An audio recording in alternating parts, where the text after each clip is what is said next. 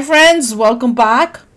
आज की खबर ये है कि पुतिन जो है उसने थ्रेटन किया है नेतन्याहू को over possible attack on Iran's nuclear sites. वाह, मतलब पुतिन सपोर्ट कर रहा है ईरान को, जो हम सबको पता ही है कि रशिया कर रहा है। और उसने नेतन्याहू को काइंड ऑफ धमकी दे दी है कि अगर तुमने ईरान पर न्यूक्लियर स्ट्राइक की, मतलब उनकी जो न्यूक्लियर एरियाज हैं उन पे अटैक किया तो क्या करोगे? चलो देखें। वीडियो शुरू करते हैं। वीडियो शुरू करने से पहले अगर आप चैनल पर नए हो और आपने अभी तक सब्सक्राइब नहीं किया तो जल्दी से पहले सब्सक्राइब के बटन और बेल आइकन को क्लिक कर लो ताकि आपको हमारे सारे न्यू वीडियोस के नोटिफिकेशन मिल जाएं जैसे हम अपलोड करें। अगर आपको वीडियो पसंद आता है प्लीज लाइक एंड शेयर। चलिए शुरू करते हैं। दोस्तों, ये जो पूरा Iran, Israel, Hamas, Hezbollah, missile attack, drone attack, ये सारा का सारा जो युद्ध चल रहा है, रशिया उसको सिर्फ देख रहा था। इजराइल अगर अटैक करता है न्यूक्लियर पे तो रशिया क्यों बीच में कूद रहा है? रशिया कहता ठीक है, ठोक दो तुम ईरान को, सन होगी। लेकिन क्या ये सिवियर प्रोवोकेशन रशिया के लिए होना चाहिए? There is an arrest warrant out for Vladimir Putin. Biden, Kamala Harris एक तरफ, बेंजामिन नेतन्याहू एक तरफ। दोस्तों, इस मीटिंग में मोदी जी गए और हेड्स ऑफ स्टेट आए, पुतिन भी आए। कि ईरान कहता है 200, 300, 400 पता नहीं कौन कितनी कितनी इन्होंने मिसाइलें मार दी, मरा कोई नहीं।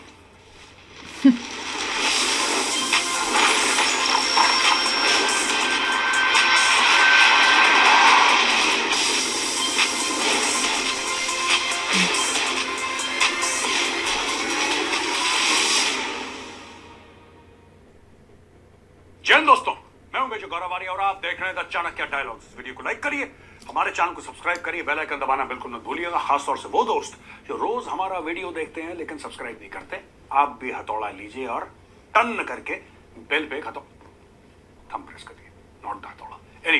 दोस्तों, ये जो पूरा Iran, Israel, Hamas, Hezbollah, missile attack, drone attack, ये सारा का सारा जो युद्ध चल रहा है, रशिया उसको सिर्फ देख रहा था। रशिया देख नहीं रहा था, वो हेल्प भी कर रहा था ईरान की। के बीच कूद पड़ा है। आज मैं आपको बताऊंगा कि रशिया क्यों कूदा, ट्रिगर क्या था, रशिया के कारण क्या हैं। ये पूरा एक नेक्सस बन रहा है वेस्ट के खिलाफ, इसके पीछे कौन है, और अगर रूस फिजिकली कूदता है, अगर रूस फिजिकली कूदता है तो अपने लोगों को और जल्दी से गरीब करेगा। अभी यूक्रेन उसे हैंडल हो नहीं रहा, एक और जगह कूदेगा, पूरा वेस्ट उसके खिलाफ आएगा और जल्दी से गरीब करेगा। अगर देखें, रशियंस की हालत ख़राब हो रही है और अब जो है जितना वो और ये सब करेंगे उतना डूबते जाएंगे, क्योंकि उनका पैसा लग रहा है। वो ठीक है, अब यूक्रेन की लैंड थोड़ी और ले रहा है वो रशिया, नो डाउट, अच्छा। मगर उसके सोल्जर्स काफ़ी मर रहे हैं, काफ़ी हैवी वॉर्स हो रही है, हैवी लॉसेस हो रहे हैं। गरीबी में पता नहीं कहाँ पे एस्टिमेट था कि at least per day close to $1 billion उसका सत्यानाश हो रहा है। It is very very costly. War तो होती है, ऐसी है, वॉर में तो नुकसान होता ही है, बहुत पैसा खर्च होता है। तो दोस्तों, ये बहुत बड़ा खतरा है भारत के लिए भी, क्योंकि ईरान एक्चुअली भारत से इतना दूर नहीं है और स्ट्रेट ऑफ हॉर्मुज के थ्रू हमारी 90% ऑफ ऑयल एंड गैस जो वहां से आती है उस एरिया से, that comes through the straight of Hormuz, Bharat को बहुत नुकसान हो सकता है। तो अब मैं आपको समझाऊंगा ये पूरा मैटर है क्या। आसियान की मीटिंग हुई लाओस में, जिसमें मोदी जी गए थे, तो आपको पता ही है। अब दोस्तों, बात ये हुई कि सरगेई लेवरोव जो हैं, who is the foreign minister of Russia, वो रिपोर्टर्स से बात करते करते, रिपोर्टर्स ने सवाल पूछा होगा उनसे और उन्होंने एक पॉलिसी के तहत एक बात उनसे बोली। सरगेई लेवरोव साहब ने लाओस के रिपोर्टर्स को, और इंटरनेशनल वहां पे और मीडिया हाउसेस भी थे, ऐसी बात दुनिया भर के आए थे, उनके सामने एक बात बोली कि अगर इजराइल ईरान के न्यूक्लियर एस्टेब्लिशमेंट पे या न्यूक्लियर लोकेशंस पे अटैक करता है, this will be a severe provocation.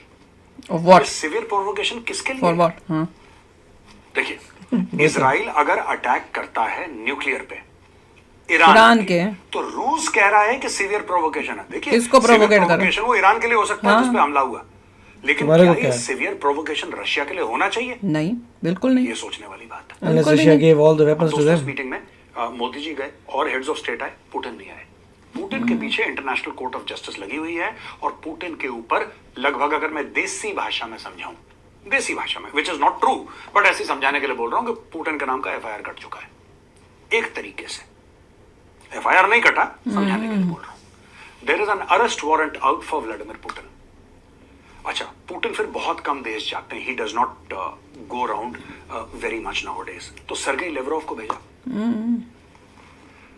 इसके पीछे क्या है, पुतिन ने क्या बोला, ये सब भी मैं आपको बताऊंगा, और बहुत इंटरेस्टिंग है दोस्तों ये चीज। हुआ ये है कि देखिए, एक तरफ है चीन, रूस, ईरान, ये एक नेक्सस, इसमें पाकिस्तान घुसने की कोशिश करता है कि भैया हमें भी ले लो, हमें भी ले लो, लेकिन Pakistan is nothing to contribute. Pakistan का पूरे इस पूरी दुनिया में पाकिस्तान का कंट्रीब्यूशन जीरो है। पाकिस्तान लेने में एक्सपर्ट है, पाकिस्तान का हाथ हर समय ऐसे रहा है, ऐसे कभी नहीं रहा। ईरान दे सकता है तेल, रूस दे सकता है हथियार और तेल, चाइना के पास massive, world's most massive manufacturing setup है। किसको दे सकता है, किसके कॉन्टेक्स्ट में बोल रहे हैं, इंडिया के? वही तो पॉइंट है कि ईरान किसी को नहीं दे सकता बिकॉज ऑफ सैंक्शंस। पाकिस्तान के पास कुछ नहीं है, पाकिस्तान इन तीनों से मांगता है, फिर ये कहता है कि हमें इस ग्रुप में इन्वॉल्व करो। बहरहाल बात यह है कि देखिए, आपको पूरा एक पर्सपेक्टिव समझना पड़ेगा दोस्तों, और पर्सपेक्टिव बड़ा इंटरेस्टिंग है। 2022 24 फरवरी की तारीख रूस घुस जाता है यूक्रेन के अंदर, और ये सारे के सारे जितने भी युद्ध चल रहे हैं, ये यमन का, लेबनान का, ये गजा में, ईरान में, इजराइल में, यूक्रेन, रशिया, फशिया, ये सब, ये सारे के सारे इंटरकनेक्टेड है दोस्तों। अगर इंटरकनेक्टेड नहीं होते तो रशिया क्यों बीच में कूद रहा है? रशिया कहता ठीक है, ठोक दो तुम ईरान को, सानू की। नहीं, ऐसा नहीं है, इसमें भी एंगल है, और समझिए एंगल। बात दोस्तों ये है कि अभी तक रूस को वेस्टर्न कंट्रीज ने बहुत पुश कर रखा है। रशिया ने यह गलती करी कि रशिया ने यूक्रेन को इन्वेड कर दिया, और किसी भी, जो भी उसका जस्टिफिकेशन है यार, ठीक है, Ukraine was asking for it, Ukraine wanted membership of NATO, Russia के पास जस्टिफिकेशन था, जो भी है। फिनलैंड को मिल गई नेटो, उसको तो नहीं, स्वीडन को मिल गई, उसको तो अटैक नहीं किया। की तारीख में 21वीं शताब्दी में, in the 21st century, you can't roll your tanks into another country and take over that territory, it's not done. Stupid था। ये मंगोलों का जमाना नहीं है कि चंगेज खान घोड़े पर बैठा तलवार लेके और उसने फतेह कर दिया। हम तो तब से यही बोल रहे हैं, it doesn't work like that. अब रूस ने कर दिया सो कर दिया, और रूस पहले भी कई बार कर चुका है और डूब भी रहा है। इशू क्या हुआ है यहाँ पे कि वेस्टर्न कंट्रीज ने यूक्रेन को, और ये बात हम द चाणक्य डायलॉग्स में कई बार कवर कर चुके हैं, फॉरेन कंट्रीज ने दबा के अरबों डॉलर दिए यूक्रेन को, रूस के ऊपर सैंक्शंस कर दिए, रूस के तकरीबन 500 अरब डॉलर फॉरेन एक्सचेंज रिजर्व्स के फ्रीज कर दिए। तो रूस अपने खुद के फॉरेन एक्सचेंज रिजर्व्स को एक्सेस नहीं कर सकता। यहां पे लेटेस्ट वेपन्स दिए, क्या वो एब्राहम्स टैंक दिए, क्या स्ट्राइकर दिए, क्या जेवलिन दी, क्या उन्होंने एयरक्राफ्ट दिए, क्या लॉन्ग वेक्टर्स दिए, बैलिस्टिक मिसाइल दिए, क्या क्या हथियार यूक्रेन ने नहीं डाले। अगर ये लोग मदद नहीं करते, यूक्रेन बहुत पहले निपट जाता। वो तो है, बिल्कुल। लोग कूद गए बीच में, ईगो इशू बन गया। अब दोनों देश लड़ रहे हैं, और ये लड़ाई कब खत्म होगी? मुझे तो ऐसा लगता है 2025 में खत्म हो जाएगी, लेकिन अभी तक इसका कोई अंत सामने नहीं आया। रशिया को लग रहा है कि ईरान है एक परफेक्ट प्लेस वेस्ट को फंसाने की। अब आपको पता है, ये हम आपको बता चुके हैं, ईरान इतना स्ट्रांग नहीं है, वो वेस्ट को कुछ भी नहीं कर सकता। होगा ये कि बाइडेन, कमला हैरिस एक तरफ, बेंजामिन नेतन्याहू एक तरफ, इन लोगों की टेलीफोनिक मीटिंग हुई है, और आपस में इजराइल और अमेरिका ये डिसाइड कर रहे हैं कि ईरान के अंदर कौन से टारगेट को ठोकना है। आज न्यूज आई है कि ऑलरेडी नैरो डाउन हो चुका है।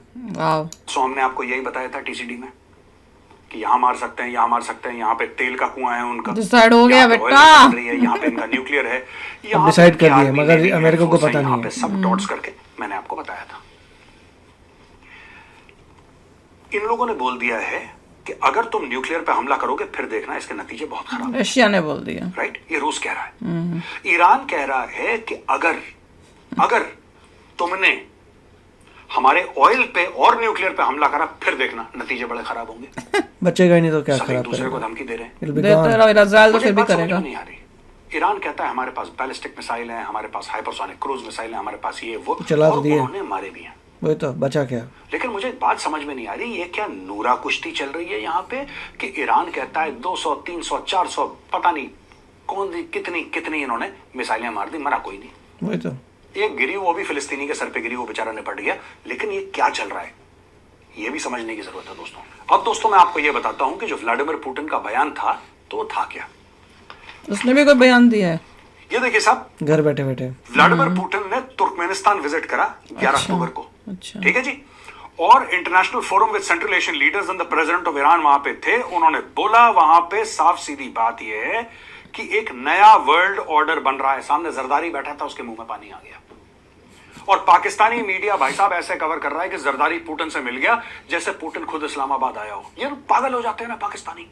हाय हाय मिल गया, हाय हाय अब तो शहद और दूध के। अब रशिया छोटी मोटी कंट्रीज में जा सकता है, तुर्कमेनिस्तान और कुछ नहीं। मैं वही सोच रही थी, मैंने कहा ये तो और छोटी उससे कर लेते हैं।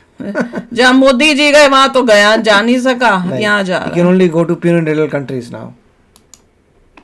बहेंगे, नाले बहेंगे, पता नहीं क्या क्या। तो पाकिस्तानी मीडिया पागल हो गया क्योंकि जरदारी मिला पुतिन से। That's okay. वहां पे 15 लोग और आए, सब मिले, ये भी मिला, इसने भी हाथ मिला लिया। दोस्तों देख लेना, जरदारी एक हफ्ते तक हाथ नहीं धोएगा जिस हाथ से उसने पुतिन से हाथ मिलाया। ये देखो, उसके लिए पुतिन अब इतना, रशिया इतना इम्पोर्टेंट हो गया एक यहाँ पे न्यू वर्ल्ड ऑर्डर बन पाकिस्तान के लिए। अच्छा, काउंटर द वेस्ट। अच्छा, पाकिस्तान के साथ मिलकर बन रहा है न्यू ऑर्डर। सामने कौन बैठे हैं? Other central Asian Nations, Kazakhstan, Kyrgyzstan, Tajikistan और उज्बेकिस्तान। वहां पे पाकिस्तान बैठा हुआ है, जितने भी स्थान है वही तो मैं कह रही हूं, ये रशिया कर रहा है। और इन सब उनमें से आधे वो हैं जो पहले रशिया के साथ थे, रशिया के ब्रेकअप से निकले हैं। के सामने प्रेसिडेंट व्लादिमीर पुतिन जो है वो ये कह रहे हैं। अच्छा, ईरान का भी राष्ट्रपति बैठा है वहां पे। उसके सामने व्लादिमीर पुतिन कह रहा है कि यार देखो, हमें वेस्ट के खिलाफ एक फ्रंट तैयार करना है, एक महाज तैयार चूहे करेंगे। एक हमारा फ्रंट होना चाहिए वेस्ट के खिलाफ। करो करो। अब वेस्ट के खिलाफ फ्रंट कैसे बनेगा? देखो, वो वेस्ट के खिलाफ क्यों फ्रंट तैयार कर रहा है पुतिन? क्योंकि वेस्ट ने यूक्रेन में उसकी नाक में दम कर रखा है। तो मैंने आपको समझा दिया, पैसे देके, हथियार देके, यूक्रेन को एडवाइस देके, वहां पे स्पेशल फोर्सेस भेज के नाक में दम कर रखा है रशियंस के। दूसरी चीज यह है कि इस लड़ाई से, यूक्रेन और रशिया की लड़ाई से, रशिया की बेइज्जती बहुत हो गई यार। कैसे बेइज्जती हो गई भाई? तुम सुपर पावर और कोई एक छोटी सी यूक्रेन को नहीं हरा पा रहे। तुम रूस छोटे यूक्रेन को नहीं कर पा रहे तो क्या करोगे ग्लोबल लाइफ में? मिलिट्री सुपर पावर, बिलांद भर का यूक्रेन। वही तो मैंने कहा, 2.5 साल हो गए तुम्हें वो लड़ते तुम्हारा ही लड़ते। बच्चा था। लोग ऐसी बात जैसे तुम पहले ही सारे वेपन्स लेके बैठे हुए हो। फरवरी न्यूक्लियर वेपन्स 2022 बैठा में लड़ाई दिए। शुरू हुई थी भाई साहब। अभी अक्टूबर है आज, दशहरे का दिन है, अभी तक कुछ नहीं पता कौन आगे कौन पीछे। थोड़ा आगे बढ़ रहा है रशिया। अब रूस कहता है कि मुझे वेस्ट के खिलाफ एक फ्रंट बनाना है। ये फ्रंट बनेगा कैसे? रूस के कहने और ये लल्लू पुल्लू छोटी कंट्री से मिलके फ्रंट फ्रंट बनना है। बनेगा इनका। से बन जाएगा फ्रंट? रूस के कहने से बन जाएगा फ्रंट? नहीं, ये फ्रंट तब बनेगा। अभी देखो अटकी किसकी है दोस्तों? अटकी है ईरान की, क्योंकि ईरान को पता है कि यहूदी मारेगा और घिसटेगा और फिर मारेगा। यानी कि उसने घसीटना भी है, उसने मारना भी है। और अगर ऐसे मौके पर खुल के रूस अगर उसके सामने आ जाता है तो रूस और ईरान की तो ऐसी हो गई फिलहाल के लिए। अच्छा, दूसरी चीज है, इस पूरे एरिया में एक और बहुत बड़ा पावर है जिसकी ईरान और रशिया दोनों से बनती है, और वो है भारत। और इस पूरी कॉन्फ्लिक्ट में भारत कुछ नहीं कर रहा, भारत चुपचाप बैठा हुआ है। क्या गए? अमेरिका सोच रहा है भारत हमारी साइड है, रूस सोच रहा है भारत चुप हमारी बैठो साइड भैया। है, और भारत मनी मन में ये कह रहा है कि भाई हम खुद की साइड है ना, हम और तुम्हारी। नहीं तो क्या, ना बाबा, बखेड़े में नहीं पड़ना हमने। रशिया के साथ सॉलिड ट्रेड, सॉलिड ट्रेड, पुराने रिश्ते। सबके साथ सॉलिड ट्रेड करो। ईरान के That's साथ the need of today. Chabahar port, बी रख चाइना। साइदान का पूरा railway system, infrastructure system, central Asia. India चुपचाप बैठा है, इंडिया कुछ नहीं बोल रहा, इंडिया चुप बैठा नहीं, है। बोलने से कोई हमें देख रहा है फायदा कि थोड़ी क्या कोई है। अब एक और चीज इसमें बीच में आ गई, यानी कि ईरान को यह पता है कि कुछ ना कुछ तो देखो हवाबाजी जो है ना ईरान की, कि हम ये ड्रोन मार देंगे, मरा कोई भी नहीं, ये कहीं ना कहीं जो ईरान की हवाबाजी है उसके नतीजे बुरे निकलने वाले हैं। और इस वक्त अगर रूस ईरान के साथ खड़ा हो जाता है तो सब लोगों को यह पता है कि पीछे खड़ा है चीन, चाइना तो पीछे खड़ा है।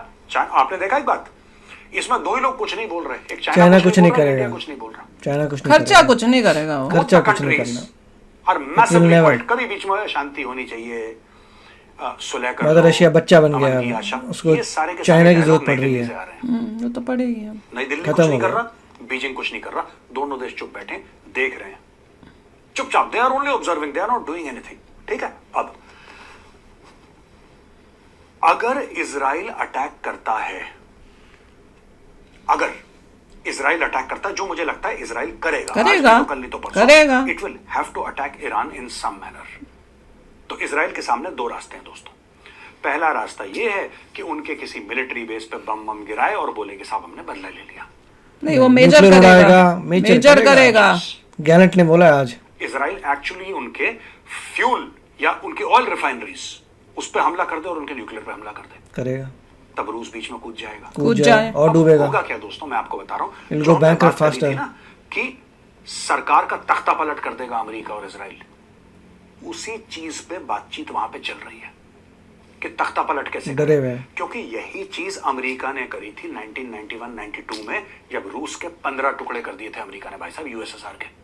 उसमें से एक निकला रूस, एक निकला कजाकिस्तान, किर्गिस्तान, जितने भी तजाकिस्तानी इतने भी स्थान थे उसमें से एक निकला यूक्रेन, करेक्ट, जॉर्जिया, फलाना ढिमका, 15 देश बन गए।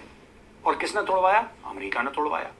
वही चीज अमेरिका करना चाहता है ईरान के साथ दोस्तों, कि तख्ता पलट हो जाए अचानक।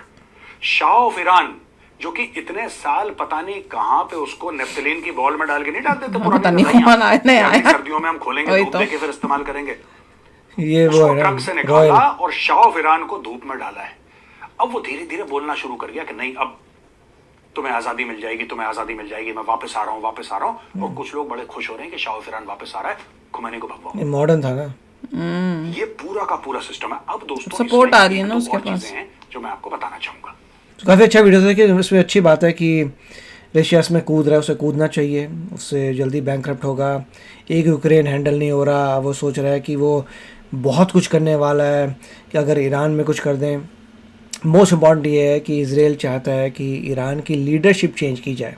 बिल्कुल, वो इजराइल ऐसा अटैक करना चाहता है कि उनकी लीडरशिप पे गिर जाए और जैसे कह रहे लोगों को लिबरेट कर दे। और वो सरप्राइज अटैक करेगा, अभी करेगा ही नहीं, जब तक लग रहा है वो ईरान को डर में रख के बैठा है कि और सोच रहे हैं कि ईरान कुछ कर पाएगा। ईरान कुछ नहीं कर सकता। ये सब चीज़ें जो होती है आपको एक दिन में आप जो है कुछ नहीं कर सकते। सदियों से जो आपने किया हुआ है, साइंस और टेक्नोलॉजी में मेहनत की है, उससे फ़र्क पड़ेगा। रशिया सिर्फ छोटे मोटे देशों से ही मिल सकता है। अभी जैसे पुतिन के अगेंस्ट इंटरनेशनल कोर्ट में उसको करा हुआ है, अरेस्ट कर वारंट लगा हुआ है, तो वो तो कहीं जाने। अब गया कहाँ रशिया? अपने उन्हीं कंट्रीज़ है जो उससे टूटी थी। साथ में पाकिस्तान चला गया, ईरान चला गया, उसने धमकी दे दी कि हम ये कर देंगे, वो कर देंगे, न्यू वर्ल्ड ऑर्डर बनाएंगे। ईरान भी एक्चुअली धमकी दे चुका है दूसरी मिडिल ईस्ट कंट्रीज़ को कि अगर किसी ने भी अमेरिका की हेल्प की तो तुम्हें नहीं छोड़ेंगे। और सारे हंस रहे हैं उसके ऊपर कि भैया तूने इजराइल का तो कुछ कर नहीं पाया, तो क्या किसको क्या छोड़ेगा, क्या कर लेगा? अभी तूने कुछ भी किया, इजराइल को कुछ नहीं हुआ, तो ईरान इजराइल तुझे नहीं छोड़ेगा, उल्टा ये है, वो इसलिए हंस रहे हैं। अभी ईरान बहुत घबराया हुआ है, उसको डर ये है कि उसकी लीडरशिप जो है हिल जाएगी। इसीलिए लीडर्स जो है वो रशिया के पास जा रहे हैं, ये सब काम कर रहे हैं। मैं तो यही एंड करूंगी बोल के कि भैया ईरान को घबराना अच्छा है तुम्हारे लिए। अब तो चलो यार, आप भी शेयर करना अपने थॉट्स। चलते हैं, मिलेंगे नेक्स्ट वीडियो में बहुत ही जल्द। Till then take care and bye bye. तो अगर आप मेरे इस चैनल पे नए हो तो जल्दी से सब्सक्राइब के बटन को हिट करो और बेल आइकन को क्लिक करो ताकि आपको मेरा जब नया वीडियो मैं लगाऊं आपको उसके बारे में जल्दी से पता चल जाए।